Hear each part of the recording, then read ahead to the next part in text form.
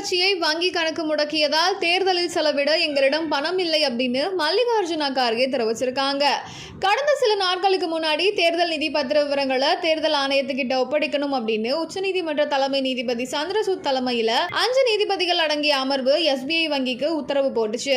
அது எல்லாருக்குமே தெரிஞ்ச விஷயம் தான். அதுக்கு மறுநாள் வருமான வரித்துறை ட்ரிபுனல் காங்கிரஸ் கட்சியோட வங்கி கணக்கை முடக்குச்சு. அதுக்கு சொல்லப்பட்ட காரணம் என்ன அப்படின்னா, வருமான வரி குறிப்பிட்ட தேதிக்குள்ள கட்டல அப்படின்றதுதான். இதை எதிர்த்து காங்கிரஸ் ட்ரிபுனல் கிட்ட ஃப்ரீஸ் பண்ணின அக்கவுண்ட் ரிலீஸ் பண்ண சொல்லி கேட்க, ட்ரிபுனலும் சட்டப்படி தான் செஞ்சிருக்கோன்னு சொல்லி மறுக்க காங்கிரஸ் டெல்லி உயர்நீதிமன்றத்துல வழக்கு அப்ளை பண்ணுச்சு. அந்த வழக்கு நிலுவையில இருந்துகிட்டு இருக்கு. இந்த சூழ்நிலையில தான் நாளைக்குள்ள தேர்தல் அறிவிப்பு தேதி வெளியாக போகுதுன்னு எதிர்பார்க்கப்படுது.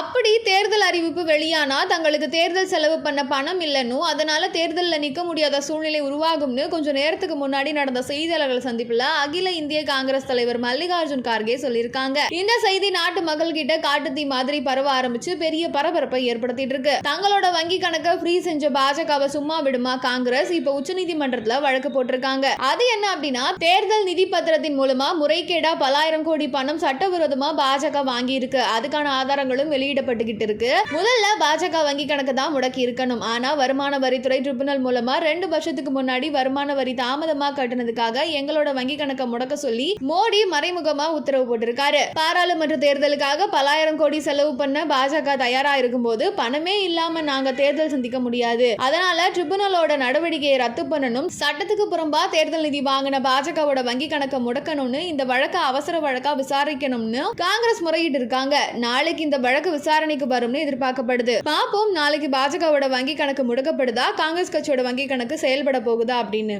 மேலும் இந்த மாதிரியான செய்திகளை உடனுக்குடன் தெரிந்து கொள்ள சிகப்பு நாடா யூடியூப் சேனலை சப்ஸ்கிரைப் பண்ணிக்கோங்க.